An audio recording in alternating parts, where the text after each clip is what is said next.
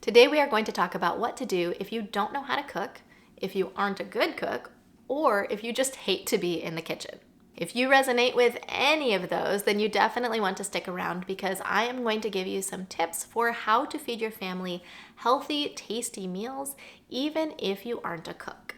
If you're new around here, I'm Kassy with MakingTimeForGiggles.com, and I make videos all about how to streamline your life so you can take some much needed time for yourself. So if that sounds like something you would be into, please subscribe down below and ring the bell next to it so you can be notified when the next video comes out. Now, before we get into what to do with the whole cooking situation, I want to talk a little bit about the difference between a growth mindset and a fixed mindset. Now, if you've already heard about these two terms and you don't want to again, I will put a timestamp down below and I'll try not to be offended if you skip ahead. But if you haven't heard about them, I think it's really important to talk about because these two things can really affect just about everything we do without us even knowing it. Now, a fixed mindset is very common, especially in our generation, I feel like, and it's often put on us by other people from a very young age without us even realizing it. Very often adults will compliment children by saying things like, "You are very pretty," or "You are very smart," or "You are talented." And these well-meaning people think that they are giving children compliments. But what research is actually finding is children who are told these things often end up struggling more later in life because they think that they are either smart or they are not. And when things end up getting difficult for them, they struggle because they think, well, I just must not be smart enough to get it. But what the research has also shown is children who are praised with compliments like, "You are working really hard," and "I see you making progress," and "You are doing a great job trying," end up succeeding more and more as they go through life because they think, wow, I have control over how well I do in this area. And whether you grow up with a growth mindset or a fixed mindset can have a huge impact on how you live your life and the capabilities or lack thereof that you think that you have. Now, you can probably see where I am headed with this because cooking is a skill just like any other that you can learn. You can improve on this skill if you choose to do so. So now, with an understanding of a growth mindset versus a fixed mindset, you have a decision to make. And the decision is, do you look at yourself and say, you know what, I don't know how to cook, I'm not very good at it, and I really hate being in the kitchen, and I have no desire to change this. And if that's how you feel, it's okay. I'm still going to show you some tips for how you can feed your family healthy food every single day of the week. So don't click off this video just yet. There will still be some tips for you. Or the other option that you have is you can say, right now, I don't know how to cook. I'm not very good at cooking, or I hate being in the kitchen, but I am willing to learn because I think it's an important skill to foster and it's something that I want to be able to teach my children. So let's go ahead and talk about this first option where you've said, listen, I really don't want to learn how to cook, but I still would like to feed my family as healthy meals as possible with as little cooking from me as possible. So your first option is to ask the other members of your family if anyone has an interest in learning how to cook. Maybe it's your spouse, maybe they already know how to cook and they would be interested in doing some of the cooking. Maybe it is a teenage child who is interested in learning how to cook, or maybe it's even a middle school age child who would be fully capable of cooking some meals. If there is someone else in your family, I would say about 10 and up, that is interested in learning more how to cook and taking on some of the cooking responsibilities, then you can look around, find a cooking class that they can attend. You can also find online cooking classes. These days there are so many options online and you can learn from some really great people that you may not have had the opportunity to otherwise. And the other option is you can actually find YouTube channels where you can learn just about everything you need to know to cook for free. I actually recommend Gordon Ramsay's YouTube channel because he covers really everything from learning how to dice without cutting off your fingers to sauteing to doing full recipes. So again, if someone is interested in your house and learning, you can direct them to this YouTube channel and they can learn the basics of cooking. The second option that you have, if no one in your family wants to learn how to cook, but you would still like to have some sort of family time in the evening preparing a meal together, is you can do the meal delivery kits, such as HelloFresh or Blue Apron or Purple Carrot, and I think there are even a bunch of others. Those are just the three that I can think of immediately. And this isn't sponsored by any of them. I've actually never done a meal kit because for me they seem quite a bit more expensive than I am able to grocery shop. But if you happen to have more money than time that you want to dedicate to cooking and grocery shopping and learning how to cook and putting together recipes, this can be a really good option for you. I have seen these kits used. The family that I used to nanny for used to get Blue Apron. So I would always see the box there, bring it in, and she would show me all of the little pieces and how it came together. And she would usually tell me how amazing the meal was the next day after they used it. So I've heard really good things about Blue Apron. And I have also heard really good things about HelloFresh from family members who have tried it. And they've actually ended up sharing recipes with us because they thought they were so good. And just about everyone I know who has tried the meal delivery kits has enjoyed it. So it may be a really good option for you to explore. I have actually been tempted to try out the meal delivery kits and do a video comparing and contrasting them, especially if I have a busy week and I just don't want to go to the grocery store. It would be so nice to have everything delivered to my house. But for me, like I said, just the price keeps holding me back. But again, just because it doesn't necessarily work for me and my budget doesn't mean that it wouldn't work for yours. So let me know in the comments down below if that is a video you guys would enjoy seeing at some point. I can always put a little money aside and budget for that in the future if that is something that would help you guys out. And if you do want to give a meal delivery kit a try, there are a lot of YouTubers that are sponsored by HelloFresh.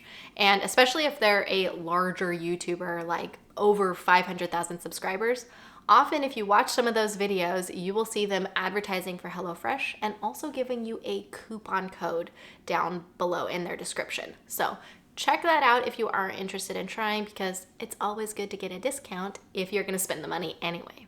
The third option for you, if you just really do not want to do any cooking and money isn't a problem for you, and even those meal delivery kits would be too much cooking, you can eat out. Now, traditionally people have thought, well, eating out is just very unhealthy. And for the majority of restaurants, I would have to agree with that. However, if you live in a part of the country that is health conscious, like I do in the Pacific Northwest, there are actually a lot of really healthy restaurants that serve plant-based, organic, locally sourced food that taste amazing. So if you do a little looking around, you can find restaurants that have healthy food that would be good to take your family to when you don't feel like cooking. Now, this fourth option is one that will work if you do have other budget constraints. And this would be to find a friend who is very good at cooking and ask if they would be interested in making some extra money. Ask them if they would be willing to just double whatever they are making for their family for dinner, and you would pay them for their time and for the extra groceries to also make it for your family. I've personally found it is very easy to be able to double recipes and freeze it for later, or use it for leftovers, or take it to a sick church member. So my guess would be there are a lot of people who would welcome the opportunity to make some extra cash while also helping out a friend.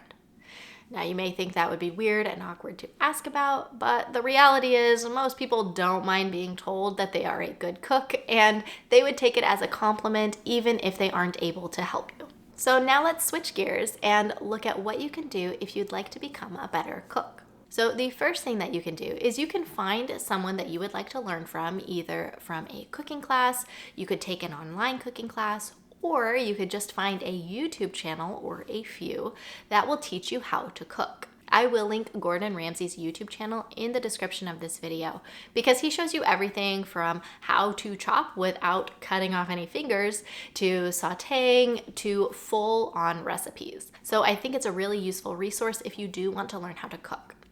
And I recommend, as you are going through these classes or YouTube videos, that you start out with the very basics. Again, being able to cut things without cutting off fingers is a really good place to start. I actually just revisited this myself because I happen to be somebody that likes to nick my fingers as I am cutting. And now that I am teaching my girls how to use knives, I wanted to be sure to teach them the proper way. So I looked up a YouTube video on how to cut an onion and I learned the proper technique. And now I can teach that to my children. And it's also really nice just not to cut my fingers every few days. So it's a good thing to learn even if you already know how to cook. You can always be improving your skills. So once you have learned some of these basics, I want you to create a 1-week meal plan. And in this meal plan, you are going to start by choosing your breakfasts. Now, you don't have to have 7 unique breakfasts for every day of the week. Instead, you can choose one breakfast for the 5 weekdays, and you can make that every single day. If you want a little bit more variety, I will link in the description and in the cards a video that I have done on how to create a breakfast rotation. But if you really are just starting out, you just want to do a very basic 1-week meal plan. So then once you have your very simple weekday breakfast, you could choose 1 or 2 breakfasts for the weekends that are a little bit more interesting. At our house on the weekends, we like to do more fun, time-intensive breakfasts, but this is obviously a choice. You don't have to do this, and you can easily do the exact same breakfast every single day of the week, or you can do one very easy breakfast for the weekdays and another very easy breakfast for the weekends. Once you choose your breakfasts for this week, you can move on to lunches.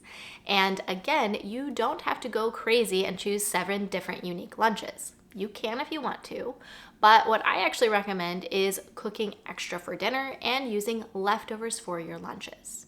It is a good idea to have a few easy lunches in your back pocket just in case you end up eating all of your food for dinner one night, or if there is some other reason that you don't have leftovers for a certain day.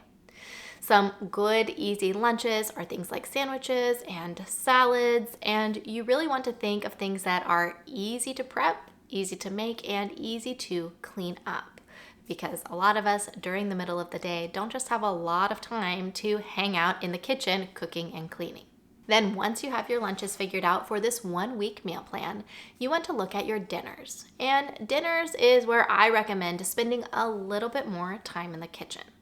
For us, this is when our whole family comes together and eats one meal at the same time every single day. Whereas the other meals, we tend to be a little bit more fragmented. My husband is eating on his own typically, and it's just not as big of a family time as dinner is. So because of that, I recommend choosing 6 unique dinners for your meal plan. Now, you can do less if you want to, or you could do more, but I recommend 6 because I like to have a leftovers night every single week. Now, you know your family best. If you don't typically have enough for leftovers, then just go ahead and choose 7 unique meals. When you are choosing these meals, and the same goes for when you are choosing your breakfasts and your lunches, try to choose meals that you are really excited to learn how to make, because especially if you're somebody who isn't really drawn to cooking or you just genuinely don't like it, choosing some meals that you are really excited about will help keep you motivated as you are learning to cook. I don't recommend choosing meals that are overly gourmet for this 1-week meal plan, but you also don't have to go with only beginner, super easy meals. Because we are going to take this 1-week meal plan and we are going to use it over and over again until we are completely comfortable cooking these meals. You are going to be doing some practicing with your newfound cooking skills. And what you will find is the more you go through this meal plan, the more you make the same meals over and over again every single week, the better you will get at it, the more comfortable you will feel in the kitchen, and the easier it will be for you to cook. Now, once you have your 1-week meal plan completely set, you can go ahead and make a grocery list with everything you need for this meal plan. And the nice thing here is you can continue to use the same exact grocery list every single week, so it will save you time when you need to go to the store. Now, you may be thinking, my family is not going to be very impressed if I just make them the exact same meals every single week. But here's something interesting I have been thinking about recently.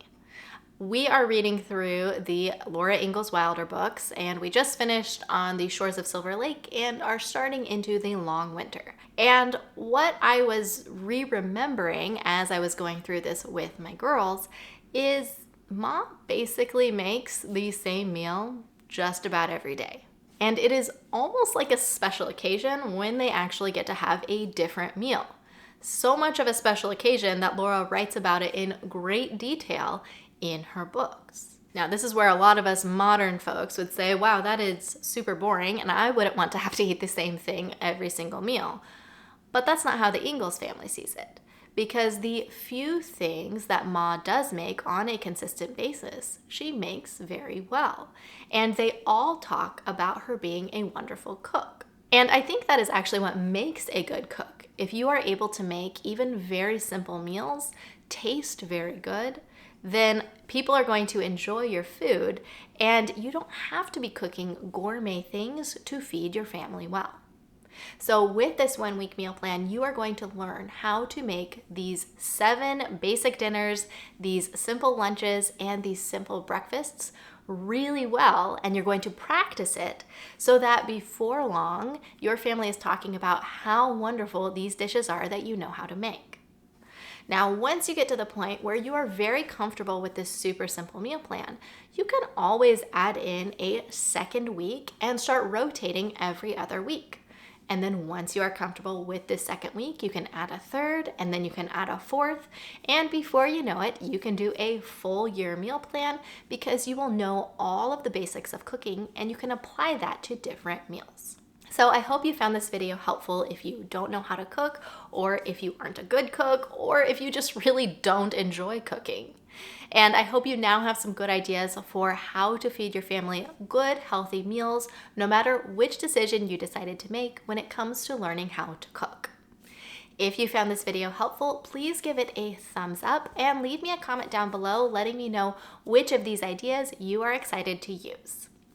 As always, I'm Kassy with MakingTimeForGiggles.com, and I make videos all about how to simplify your life. So subscribe down below and ring the bell next to it because I would love to see you on the next video.